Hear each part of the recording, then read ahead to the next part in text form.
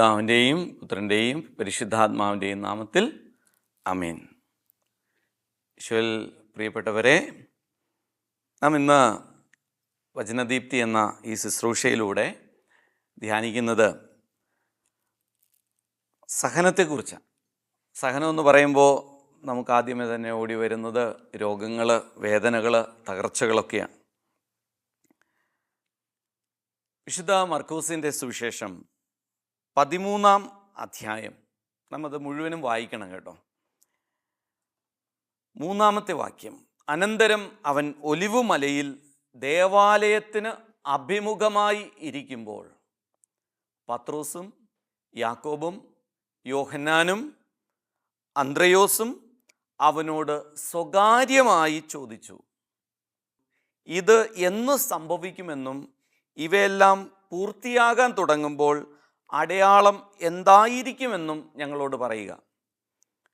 പ്രിയപ്പെട്ടവരെ, സുവിശേഷകർ 4 പേരും കൃത്യമായിട്ട് നമ്മൾ ശ്രദ്ധിച്ച് വായിക്കുകയാണെങ്കിൽ നമുക്കവിടെ കാണാൻ സാധിക്കും, യേശു ജനക്കൂട്ടത്തോട് പറഞ്ഞുവെന്ന് അവർ ഹൈലൈറ്റ് ചെയ്ത് പറയും, അല്ലെങ്കിൽ ശിഷ്യന്മാരോട് പറഞ്ഞു എന്ന് പറയും. അപ്പോൾ 2 തരത്തിലാണ് ഈശോ സംസാരിക്കുക. സുവിശേഷത്തിൽ 2 പ്രതിപാദനമുണ്ട്. ഒന്ന് ജനക്കൂട്ടത്തോട് പൊതുവായിട്ട് പറയുന്നു, 2 തൻ്റെ ശിഷ്യന്മാരോട്, അവരോട് മാത്രമായിട്ട് പറയും. അതിനൊരു സ്വകാര്യത ഈശോ എപ്പോഴും സൂക്ഷിച്ചിരുന്നു. അതിൻ്റെ കാരണം സുവിശേഷം തന്നെ പറയുന്നുണ്ട്, അത് ശിഷ്യന്മാർക്കാണ് അവൻ എല്ലാം വെളിപ്പെടുത്തി കൊടുത്തത്. അല്ലാത്തവരോടൊക്കെ അവൻ ഉപമകളിലൂടെ സംസാരിച്ചു. ഈശോ ഡയറക്റ്റ് സംസാരിക്കുമ്പോൾ പോലും ഒരു മാധ്യമം ഉണ്ടായിരുന്നു. ചില ഉപമകൾ ഉപയോഗിച്ചുകൊണ്ട് അവൻ സംസാരിച്ചു. അതിൻ്റെ കാരണം എന്താണ് എന്ന് ചോദിച്ചാൽ, ശിഷ്യപ്പെടുന്നവനാണ് ദൈവിക രഹസ്യങ്ങൾ വെളിപ്പെടുക എന്നാണ് നാം മനസ്സിലാക്കുക. ശിഷ്യപ്പെടണം, ക്രിസ്തുവിനോടൊപ്പം ആയിരിക്കണം. വന്നു പോകുന്ന ഒരു ജനക്കൂട്ടം, കാര്യങ്ങൾ കാണാൻ വരുന്ന ഒരു ജനക്കൂട്ടം, എന്തെങ്കിലുമൊക്കെ ആവശ്യത്തിന് വേണ്ടി മാത്രം, നിറവേറ്റാൻ വേണ്ടി മാത്രം വരുന്ന ഒരു സമൂഹം, അവർക്ക് വചനത്തിൻ്റെ വെളിപാടുകളും രഹസ്യങ്ങളും കിട്ടുകയില്ല. എന്നാൽ ശിഷ്യന്മാർക്ക് അവനോടൊപ്പം ആയിരിക്കാനും അവനോടൊപ്പം ശുശ്രൂഷയിൽ പങ്കുചേരുവാനും ദൈവരാജ്യത്തിൻ്റെ രഹസ്യങ്ങൾ അവർക്ക് അത്യാവശ്യമാണ്. അവർക്കായിട്ടാണ് വെളിപ്പെടുത്തുക. ഇന്ന് നാം വായിക്കുക മർക്കോസ് 13:3. അനന്തരം ഒലിവ് മലയിൽ ദേവാലയത്തിന് അഭിമുഖമായി ഇരിക്കുന്ന ഈശോ. നമ്മൾ സിറ്റുവേഷൻ ഒന്ന് ധ്യാനിച്ചു നോക്കുക. ഈശോ ഇങ്ങനെ ദേവാലയത്തിന് അഭിമുഖമായിട്ട് അങ്ങ് ഒലിവ് മലയിലിരുന്ന് ജെറുസലേം ദേവാലയത്തിന് നേരെ തിരിഞ്ഞിരിക്കുന്ന ഈശോ. അതെന്താണ് അർത്ഥമാക്കുന്നതെന്നറിയാമോ? പഴയ നിയമത്തിൽ ജെറുസലേം ദേവാലയത്തിലേക്ക് തിരിഞ്ഞാണ് ഇന്നും അന്നും ഒക്കെ യഹൂദർ പ്രാർത്ഥിക്കുക. ജെറുസലേം ദേവാലയത്തിൻ്റെ സാന്നിധ്യത്തിലേക്ക്, ആ ദിശയിലേക്ക് തിരിഞ്ഞാണ് അവർ പ്രാർത്ഥിക്കുക. അവിടെയാണ് ദൈവ സാന്നിധ്യം എന്നാണ് അവർ വിശ്വസിക്കുക. കാരണം അതിവിശുദ്ധമായ സ്ഥലം, ദൈവം പ്രാർത്ഥന കേൾക്കുന്ന ഇടം എന്നൊക്കെയാണ് ജെറുസലേമിനെ അന്നും ഇന്നും യഹൂദർ വിശ്വസിക്കുക. ഈശോ നമുക്ക് തരുന്ന മാതൃക, നാം പ്രാർത്ഥനയിലായിരിക്കുമ്പോൾ നാം ദേവാലയത്തിന് അഭിമുഖമായിരിക്കണം, ദൈവത്തിന് അഭിമുഖമായിരിക്കണം, ദൈവേഷ്ടങ്ങൾക്ക് അഭിമുഖമായിരിക്കണം, ദൈവചിന്തകൾക്ക് വിധേയമായിരിക്കണം. തോന്നുന്ന ഇടങ്ങളിലിരുന്ന് നമ്മുടെ ചിന്തകളും നമ്മുടെ ആഗ്രഹങ്ങളുടെയൊക്കെ സഫലീകരണമാണ് നമ്മുടെയൊക്കെ പ്രാർത്ഥനയുടെ ഒരു ശക്തി, ഒരു ഊർജം. നമുക്കൊരു പ്രശ്നം വരുമ്പോൾ നമ്മൾ പ്രാർത്ഥിക്കും. എന്നാൽ ഇന്ന് നാം കാണുന്നത്, അങ്ങനെ പ്രാർത്ഥിക്കുന്ന ഒരു ഈശോയോടൊപ്പം ഇരിക്കുന്ന അന്ത്രയോസും യോഹന്നാനും യാക്കോബും പത്രോസും, അങ്ങനെ 4 പേര്. അവർ ചോദിക്കുക, സ്വകാര്യമായിട്ട് ചോദിക്കുക, രഹസ്യമായിട്ട് ചോദിക്കുക, ഇതൊക്കെ എപ്പോഴാണ് സംഭവിക്കുക? ഇതൊക്കെ ഈ അന്ത്യകാലത്തിൻ്റെ അടയാളങ്ങൾ, ഈ പീഡകളൊക്കെ എങ്ങനെയാണ് സംഭവിക്കുക? ഈശോ അതിനെപ്പറ്റി വിശദമായി പറയുന്നുണ്ട്. എന്നിട്ട് അവസാനം 13-ാമത്തെ വാക്യം ഞാൻ വായിക്കുകയാണ്: എൻ്റെ നാമത്തെ പ്രതി നിങ്ങളെ എല്ലാവരും ദ്വേഷിക്കും, അവസാനം വരെ സഹിച്ചു നിൽക്കുന്നവൻ രക്ഷ പ്രാപിക്കും. അപ്പോൾ അവിടെയാണ് ഈ സഹനത്തിൻ്റെ പ്രസക്തി. നമുക്കൊരുപാട് കഷ്ടതകളൊക്കെ ഉണ്ട് അല്ലേ? എന്നും കഷ്ടതകളാണ്. ഓർമ്മ വെച്ച കാലം മുതൽ പല പല കഷ്ടതകളിലൂടെയാണ് നാം കടന്നു പോകുന്നത്. ഈശോ പറയുകയാണ്, എൻ്റെ നാമത്തെ പ്രതി നിങ്ങളെ എല്ലാവരും ദ്വേഷിക്കും. ദ്വേഷിക്കുമെന്നാണ് പറയുന്നത്. ആരെങ്കിലും നിങ്ങളെ സ്നേഹിക്കുമെന്നല്ല പറയുന്നത്, നിങ്ങളെ ദ്വേഷിക്കും. യേശുവിൻ്റെ നാമത്തെ പ്രതി. പ്രിയപ്പെട്ടവരെ, അങ്ങനെ ഒരു കാലഘട്ടത്തിലാണ് നാം ഇന്ന് ജീവിക്കുന്നത്. ക്രിസ്തുവിനെ പ്രതി ദ്വേഷിക്കപ്പെടും. എന്നാൽ നാം ചിന്തിക്കേണ്ടത് മറ്റൊന്നാണ്. ഈ ദ്വേഷിക്കപ്പെടുമ്പോൾ നാം എങ്ങനെയാണ് പ്രതികരിക്കുക? നമുക്ക് എങ്ങനെയാണ് ഇതിനെയൊക്കെ അതിജീവിക്കാൻ പറ്റുക?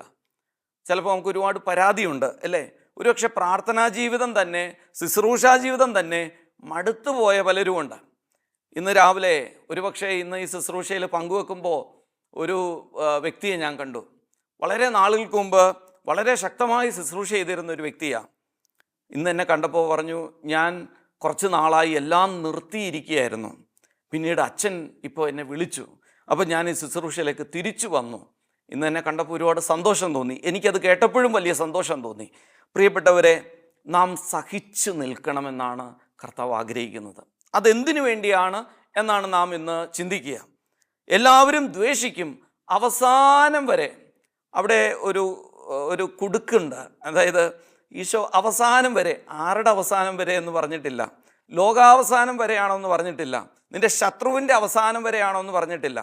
ഈശോ പറയുക അവസാനം വരെ. അതായത് സഹനം എത്രത്തോളമുണ്ടോ അത്രത്തോളം വരെ സഹിച്ചു നിൽക്കുന്നവൻ രക്ഷ പ്രാപിക്കും. ഞാൻ ഈശോയോട് ചോദിക്കുകയായിരുന്നു, ഈശോ ഈ അവസാനം വരെ എന്ന് പറയുമ്പോൾ അതിനിങ്ങനെ ഒരു ഓപ്പൺനെസ് ഉണ്ട്, അതിങ്ങനെ തുറന്നിട്ടിരിക്കുക. അത് എപ്പോഴാണ് ഈ അവസാനം? ആരുടെ അവസാനം? എന്തിൻ്റെ അവസാനം? എങ്ങനെയുള്ള അവസാനം? കർത്താവ് മൃദുവായിട്ട് ഒരു ജ്ഞാനമായിട്ട് പകർന്നു തന്നു. അതിപ്രകാരമാണ്. ഒരു ആലയിൽ സ്വർണമോ വെള്ളിയോ ഒരു തട്ടാൻ അത് ശുദ്ധീകരിക്കുമ്പോൾ അവനെങ്ങനെയാണ് അത് ശുദ്ധീകരിക്കുക? അവസാനം വരെ, അത് ശുദ്ധിയായി തീരുന്നത് വരെ, അത് അവൻ ആവശ്യമുള്ള വിധത്തിൽ വഴങ്ങുന്നത് വരെ, അതിലെ എല്ലാവിധ കലർപ്പുകളും മാലിന്യങ്ങളും പൂർണ്ണമായും അതിൽ നിന്ന് ഒഴിവാകുന്നത് വരെ അവൻ തീ കൂട്ടിക്കൊണ്ടേയിരിക്കും. അപ്പോൾ സഹനം എപ്പോൾ വരെയാണ്? എൻ്റെ വിശുദ്ധീകരണം സംഭവിക്കുന്നത് വരെ, അതിൻ്റെ അവസാനം, എന്നിലെ മാലിന്യം മുഴുവനും നിർമ്മാർജ്ജനം ചെയ്യപ്പെടുന്നത് വരെ. അപ്പോൾ സഹനം കർത്താവ് നമുക്ക് തരുന്നത് നമ്മളെ വിശുദ്ധീകരിക്കാൻ വേണ്ടിയിട്ടാണ്.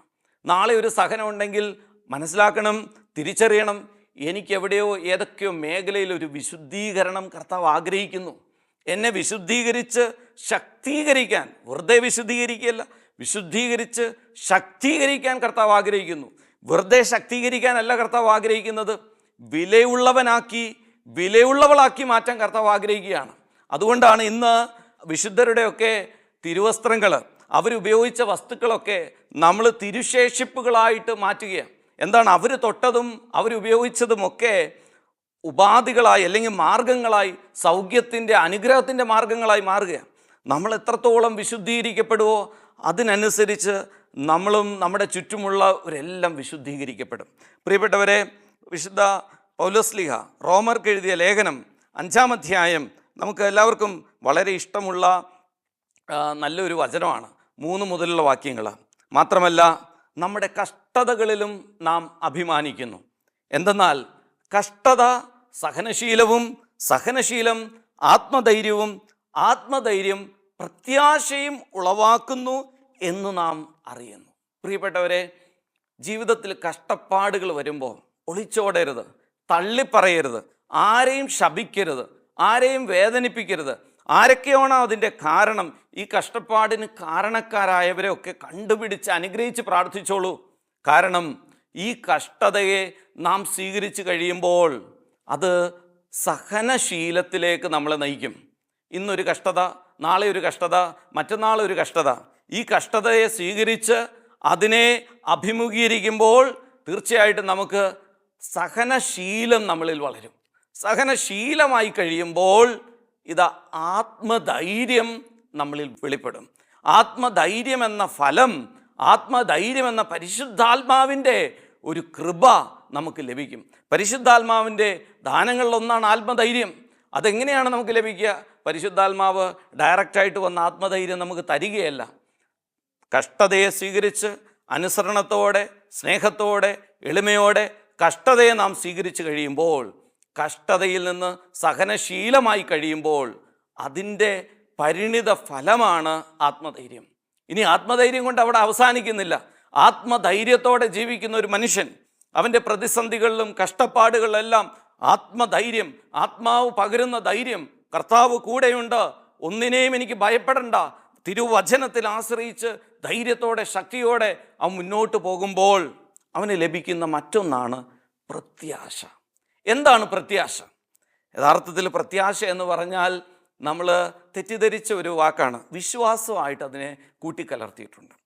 പ്രിയപ്പെട്ടവരെ, പ്രത്യാശ എന്ന് പറയുന്നത് വിശ്വാസത്തിൻ്റെ ഉന്നതമായ തലമാണ്. ഏറ്റവും അത്യുന്നതമായ സ്വർഗീയമായ ആനന്ദം നൽകുന്ന, കാഴ്ചകൾ നൽകുന്ന, ദർശനങ്ങൾ നൽകുന്ന ഒന്നാണ് പ്രത്യാശ. പ്രിയപ്പെട്ടവരെ, നമ്മുടെ ജീവിതത്തിൽ പ്രതിസന്ധികൾ വരുമ്പോൾ, വലിയ വലിയ വിഷയങ്ങൾ വരുമ്പോൾ നമുക്ക് പ്രത്യാശയുള്ളവരാണെങ്കിൽ നമുക്കിതിലൊന്നും ഭാരപ്പെടുകയില്ല. അതുകൊണ്ടാണ് നാം പ്രത്യാശയുള്ളവരായി മാറണം. പ്രത്യാശയില്ലാതെ മാറുമ്പോൾ വിശ്വാസത്തിൻ്റെ തലത്തിൽ മാത്രം നിന്നാൽ പോരാ. വിശ്വാസികളായ നമ്മൾ പ്രത്യാശയുള്ളവരായി വളരണം. വിശ്വാസത്തിൻ്റെ തലത്തിൽ നിന്ന് കഴിഞ്ഞാൽ പലപ്പോഴും വിശ്വാസം മാത്രമായിട്ട് നമ്മൾ നിൽക്കുമ്പോൾ അത് വളരാതെ മുരടിച്ച് ചിലപ്പോൾ ഒരുപാട് വിശ്വസിക്കുന്നു. പലരും വിശ്വാസ പ്രമാണം ചൊല്ലാറുണ്ട്. ഞാൻ വിശ്വസിക്കുന്നു. ഇത് പറച്ചിൽ മാത്രമേ ഉള്ളൂ. പക്ഷേ ജീവിതത്തിലേക്ക് വിശ്വാസം പ്രത്യാശയായിട്ട് മാറിക്കഴിയുമ്പോൾ ജീവിതത്തിലെ പ്രതിസന്ധികൾ, അല്ലെങ്കിൽ കഷ്ടപ്പാടുകൾ, തകർച്ചകൾ, എത്ര വലിയ ദുരന്തങ്ങൾ വന്നാലും കൂടെ നിൽക്കുന്നവർ, സ്നേഹിതർ, അല്ലെങ്കിൽ ഉറ്റവർ, ചങ്ങാതിമാർ, ഉടയവരൊക്കെ നമ്മൾ ഉപേക്ഷിച്ച് പോകുമ്പോഴും തള്ളി പറയുമ്പോഴും പ്രത്യാശ നമ്മൾ നിലനിൽക്കും. ഹല്ലേലൂയ. പ്രിയപ്പെട്ടവരെ, പ്രത്യാശയാണ് നമ്മെ അഭിഷേകത്തിലേക്ക് നയിക്കുന്നത്. വീണ്ടും വായിക്കുകയാണ്, പ്രത്യാശ നമ്മെ നിരാശരാക്കുന്നില്ല. കാരണം പലപ്പോഴും നിരാശപ്പെട്ടു പോവുക അല്ലേ? വിശ്വാസമൊക്കെ ഉണ്ട്, പക്ഷേ നിരാശയില്ല. കഴിഞ്ഞു, ഇനി ഒരു ഉയർച്ചയില്ല, ഇനി ഒരു വളർച്ചയില്ല, ഇനി ഒരു തിരിച്ചുവരവില്ല, ഇനി ഒരു ശുശ്രൂഷ ജീവിതമില്ല എന്നൊക്കെ പറഞ്ഞ് ഒരുപക്ഷെ ശുശ്രൂഷ തന്നെ ഉപേക്ഷിച്ച്, ദൈവ വിളി ഉപേക്ഷിച്ച് നമ്മൾ കടന്നു പോകുന്നതിൻ്റെ കാരണം എന്താ? വിശ്വാസം വളർന്നിട്ടില്ല. സഹനത്തിലൂടെ അത് വളർന്ന് അഭിഷേകം പ്രാപിച്ച് ആത്മധൈര്യം എന്ന ഫലം ചൂടി അതിൽ നിന്ന് പ്രത്യാശയിലേക്ക് നിറയുമ്പോഴാണ് പിന്നെ നമുക്ക് നിരാശയില്ല. ആരൊക്കെ നമ്മളെ നിരാശപ്പെടുത്തിയാലും, എത്ര കാര്യങ്ങൾ മക്കളാകെ അവരെ വളർത്തിക്കൊണ്ടുവന്നു, നിരാശപ്പെടാൻ നമുക്ക് പറ്റിയില്ല. നമ്മൾ നിരാശപ്പെട്ട് കഴിഞ്ഞാൽ സാത്താൻ അടിപ്പെടും. അവൻ പലപ്പോഴും നമ്മളെ നിരാശപ്പെടുത്തിയാണ് കീഴ്പ്പെടുത്തുന്നത്. സാത്താൻ്റെ ഒരു ആയുധം നിരാശയാണ്. അവൻ നമ്മളെ നിരാശപ്പെടുത്തിക്കളെ. നീ ഇത്രയും കാലം ഇതൊക്കെ ചെയ്തല്ലോ. ജോബിൻ്റെ ഭാര്യ പറയാ, ആ ദൈവത്തെ തള്ളിപ്പറഞ്ഞിട്ട് ഇറങ്ങി വാ മനുഷ്യ, ഈ ദൈവത്തെ കെട്ടിപ്പിടിച്ചുകൊണ്ടിരിക്കുക. എന്നിട്ടോ ജോബ് പ്രത്യാശയോടെ കാണുകയാ, പറയാ, എൻ്റെ അഴുകിയ ചർമ്മത്തിൽ നിന്ന് ഞാൻ എൻ്റെ ദൈവത്തെ കാണും. എങ്ങനെ ജോബിന് പറയാൻ പറ്റുന്നേ? അഴുകിയ ചർമ്മത്തിൽ നിന്ന്. അവൻ്റെ ശരീരം മുഴുവൻ വ്രണമാണ്. അവൻ പറയാ, ഞാൻ ദൈവത്തെ കാണും. പ്രിയപ്പെട്ടവരെ, പ്രത്യാശ നമ്മെ നിരാശരാക്കുന്നില്ല. നിരാശയില്ലെങ്കിൽ നിനക്കൊരു രോഗവും ഇല്ല, നിന്നെ തളർത്താൻ പറ്റുകയില്ല. നമ്മൾ അധികം ആൾക്കാരും മാനസികമായി രോഗികളാണ്. അതുകൊണ്ടാണ് നമ്മൾ ശാരീരികമായ രോഗത്തിന് വഴിപ്പെടുന്നത്. മാനസികമായ അസന്തുലിതമായ അവസ്ഥ, ദേഷ്യപ്പെടുക, വാശി, വെറുപ്പ്, വിദ്വേഷം, വൈരാഗ്യം, മാത്സര്യം, ഭിന്നത, കോപം, അസൂയ, ഇതെല്ലാം മനസ്സിലാണ്. ഇതെല്ലാം മനസ്സിലിങ്ങനെ കിടന്ന് നമ്മുടെ ശരീരത്തിൽ അത് വ്രണങ്ങളായി, ക്യാൻസറായി, ട്യൂമറായി, രോഗങ്ങളായി, നാഡീ ഞരമ്പ് വീക്കങ്ങളായി നമ്മളിങ്ങനെ രോഗികളായി മാറുക. അപ്പോൾ നമ്മൾ കൂടുതൽ ദൈവത്തിൽ നിന്നകലും, വിശ്വാസത്തിൽ നിന്നകലും, നമ്മൾ സഭയിൽ നിന്നകലും. എന്തിനാ പ്രാർത്ഥിച്ചിട്ട്, എന്തിനാ വിശ്വസിച്ചിട്ട്? ഇങ്ങനെ സാത്താൻ നമ്മളെ നിരാശപ്പെടുത്തിക്കൊണ്ടിരിക്കും. അവിടെ പറയുകയാണ്, പ്രത്യാശ നമ്മെ നിരാശരാക്കുന്നില്ല. കാരണം ഇതാ, കഷ്ടതയിൽ നിന്ന് കഷ്ടത സ്വീകരിച്ച ഒരു മനുഷ്യൻ, കഷ്ടതയിൽ ദൈവത്തെ സ്തുതിച്ച ഒരു മനുഷ്യൻ, കഷ്ടതയെ നെഞ്ചത്തോട് ചേർത്ത് പിടിച്ച ഒരു മനുഷ്യൻ അഭിഷേകത്തിലേക്ക് നടന്നെടുക്കുന്നതാണ് റോമർക്ക് എഴുതിയ ലേഖനത്തിൽ 5-ാം അധ്യായത്തിൽ 3 മുതലുള്ള വാക്യങ്ങളിൽ പൗലോസ്ലീഹ വെളിപ്പെടുത്തുക. എന്താ പറയുക? കാരണം നമുക്ക് നൽകപ്പെട്ടിരിക്കുന്ന പരിശുദ്ധാത്മാവിലൂടെ ദൈവത്തിൻ്റെ സ്നേഹം നമ്മുടെ ഹൃദയങ്ങളിലേക്ക് ചൊരിയപ്പെട്ടിരിക്കുന്നു.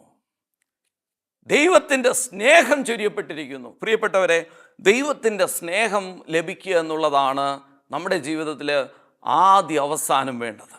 ഒരു മനുഷ്യൻ അവൻ്റെ ജീവിതത്തിൽ വേണ്ട എന്താന്ന് എന്നോട് ചോദിച്ചാൽ ഞാൻ പറയും, ദൈവസ്നേഹം അനുഭവിക്കാൻ പറ്റുക. അതിനേക്കാൾ മറ്റൊന്നും ഈ ഭൂമിയിലില്ല. ആ ദൈവസ്നേഹം അനുഭവിക്കുന്ന കുദാശകളിലൂടെയാണ്, പ്രാർത്ഥന അനുഭവങ്ങളിലൂടെയാണ്, വചനവായനയിലൂടെയാണ്. പക്ഷേ ഇതൊക്കെ അനുഭവിക്കണമെങ്കിൽ നമ്മുടെ ഹൃദയം ജ്വലിക്കണമെങ്കിൽ, വചനം കേൾക്കുമ്പോൾ ഹൃദയം ജ്വലിക്കണമെങ്കിൽ, പരിശുദ്ധ കുർബാനയിൽ തിരുവോസ്തിരൂപനായി ഈശോ നമ്മളിലേക്ക് എഴുന്നള്ളി വരുമ്പോൾ, കൈവെപ്പിലൂടെ പ്രാർത്ഥനയിലൂടെ പരിശുദ്ധാത്മാവ് നമ്മളിലേക്ക് എഴുന്നള്ളി വന്നിട്ട് നമുക്ക് ആർക്കും ഒരു അനുഭവമില്ല അല്ലേ? അധികവും നമ്മളത് ഇങ്ങനെ യഥാർത്ഥത്തിലൊരു ചര്യയായി ഒരു ആചാരമൊക്കെ ആയിട്ട് കൊണ്ടു നടക്കുക. ഇന്ന് എന്തുകൊണ്ടാണ് നമുക്ക് ജ്വലിക്കാത്തതിൻ്റെ കാരണം നമ്മൾ ഈ പറയപ്പെട്ട പ്രോസസ്സിലൂടെയല്ല, ഈ ഒരു രീതിയിലൂടെയല്ല നമ്മൾ പരിശുദ്ധാത്മാവിൻ്റെ അഭിഷേകം പ്രാപിക്കുക. നമ്മൾ പലപ്പോഴും തെറ്റിദ്ധരിച്ചിരിക്കുന്ന ഒരു കാര്യമുണ്ട്, പരിശുദ്ധാത്മാവ് നമ്മുടെ മേൽ വരും, അതിങ്ങനെ പെന്തക്കോസ്തേൽ വന്ന പോലെ അഗ്നിനാവായിട്ട് നമ്മുടെ മേൽ വന്ന് അഭിഷേകമായിട്ട് മാറി നമുക്ക് കുറേ വിറയലും പ്രാർത്ഥനയും ദർശനവും പിന്നെ അങ്ങ് വരങ്ങളൊക്കെ ആയി മാറും. പ്രിയപ്പെട്ടവരെ, എന്തോ ഒരു തെറ്റിദ്ധാരണ ഉണ്ടെന്ന് എനിക്ക് ഈ വചനം വായിച്ചപ്പോഴേ എനിക്ക് മനസ്സിലായി.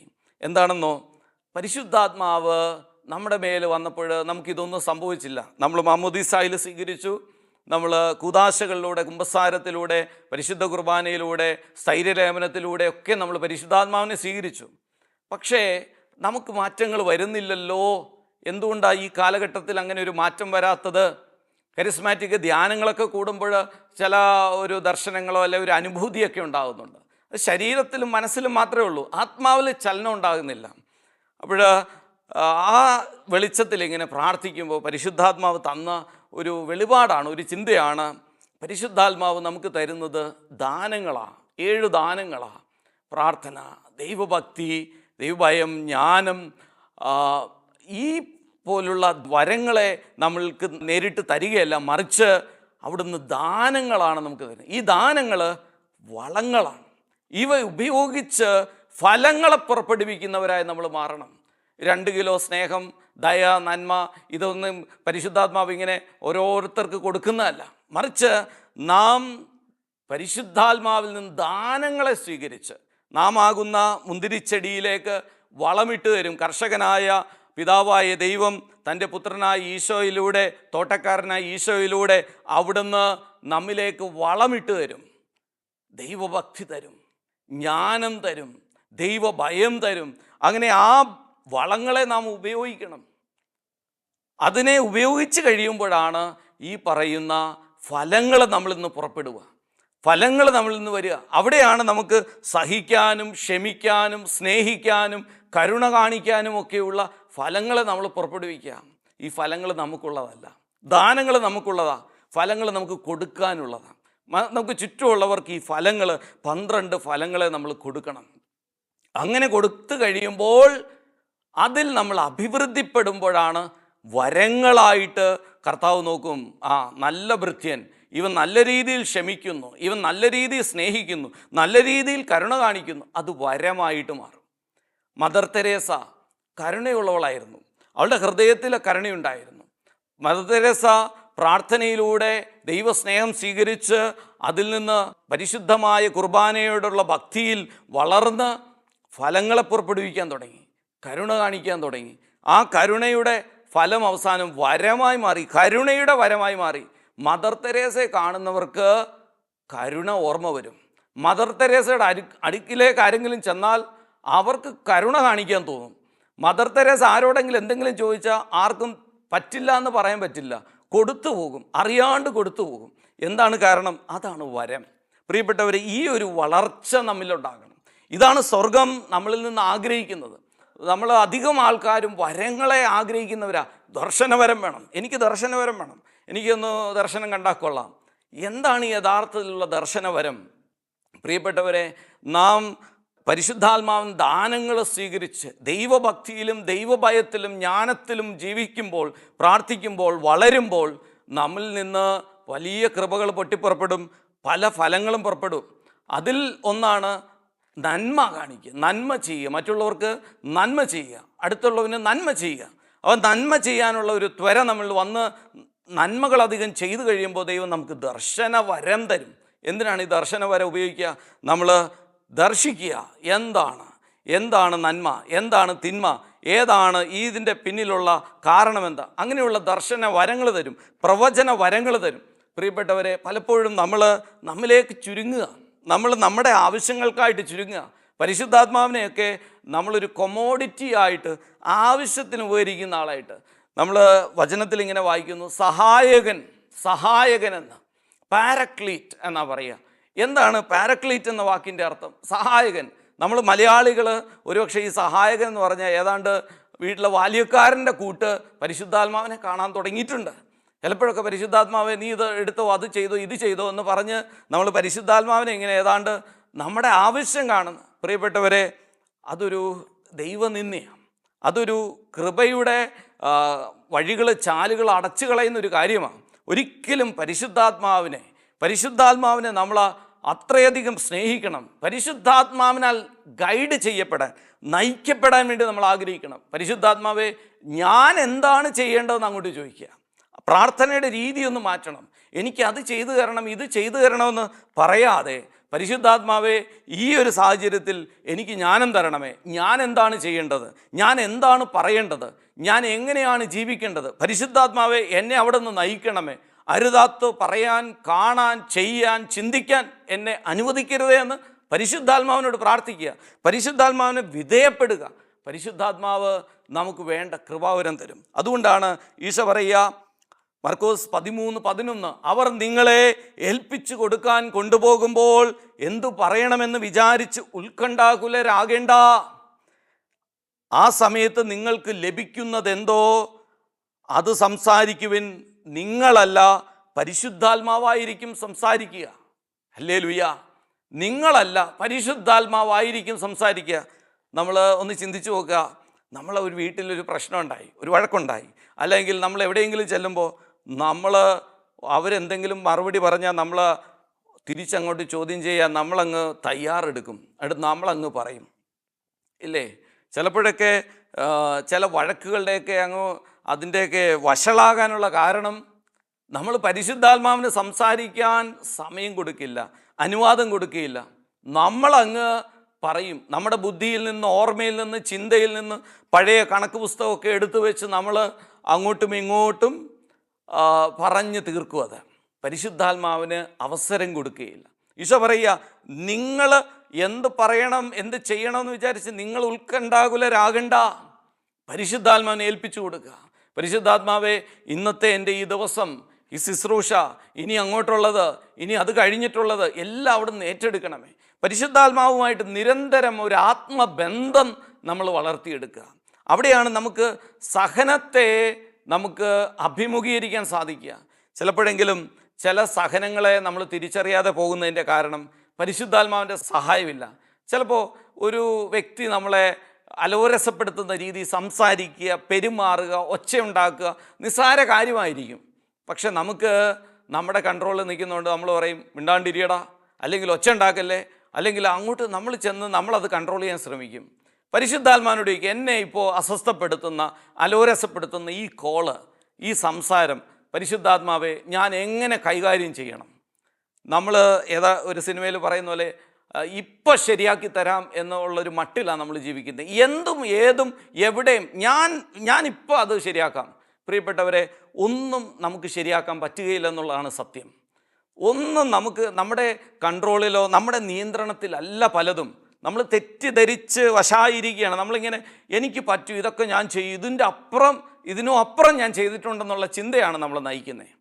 പരിശുദ്ധാത്മാവിന് വിധേയപ്പെടുന്ന ഒരു മകനോ മകളോ പരിശുദ്ധാത്മാവിനെ വേദനിപ്പിക്കാതെ പരിശുദ്ധാത്മാവിൻ്റെ നിർദ്ദേശം സ്വീകരിച്ച് കേട്ട് നടക്കും. അങ്ങനെ നടക്കാൻ പറ്റുമ്പോഴാണ് നമ്മുടെ ജീവിതത്തിൽ എല്ലാം ക്രമമാകുന്നത്. കാരണം ദുഷ്ടൻ എപ്പോഴും നമ്മളോട് പറയും, നിനക്ക് പറ്റും, നിനക്കിത് ചെയ്യാം, നീ ഇത് ചെയ്തിട്ടുണ്ട്, പണ്ട് നീ വലിയ കാര്യമൊക്കെ ചെയ്താ, നീ ഇത് ചെയ്തോ എന്ന് ഒരു വേണ്ടാത്ത ആത്മവിശ്വാസം അവൻ നമുക്ക് തരും. പരിശുദ്ധാത്മാവെ അവഗണിക്കാൻ അവൻ പലപ്പോഴും നമ്മളെ ഇങ്ങനെ ചാട്ട കയറ്റി നമ്മളെ നൂറേൽ നമ്മളെ നിർത്തും. പ്രിയപ്പെട്ടവരെ, എളിമപ്പെടുക, എളിമയാണ് അതിനുള്ള ഏറ്റവും നല്ല മാർഗം. പരിശുദ്ധാത്മാവിന് വിധേയപ്പെടുന്നതിൽ ഒരു നഷ്ടവുമില്ലല്ലോ. പരിശുദ്ധാത്മാവെ അങ്ങ് തന്നെ ഇന്നത്തെ കാര്യങ്ങൾ ഏറ്റെടുക്കണേ. ചിലതൊക്കെ വഴിയെ കടഞ്ഞു പോകുമ്പോൾ പരിശുദ്ധാത്മാവിനോട് പറയാം, പരിശുദ്ധാത്മാവെ എന്നെ ഇന്ന് നിരാശപ്പെടുത്തുന്ന എല്ലാത്തിലും അവിടുന്ന് എന്നെ പ്രത്യാശ കൊണ്ട് നിറക്കണമെന്ന് പ്രാർത്ഥിക്കുക. വിശുദ്ധരുടെയും മാലാഖമാരുടെയും സഹായം നമുക്ക് ഇന്നത്തെ വചനത്തിന് കൂട്ടുനിൽക്കട്ടെ, നമ്മെ ശക്തിപ്പെടുത്തട്ടെ. അവരുടെ പ്രാർത്ഥനയും സാന്നിധ്യവും നമുക്കുണ്ടാകട്ടെ.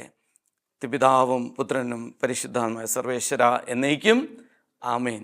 ഈശോ മിശിഹായിക്ക് സ്തുതിയായിരിക്കട്ടെ.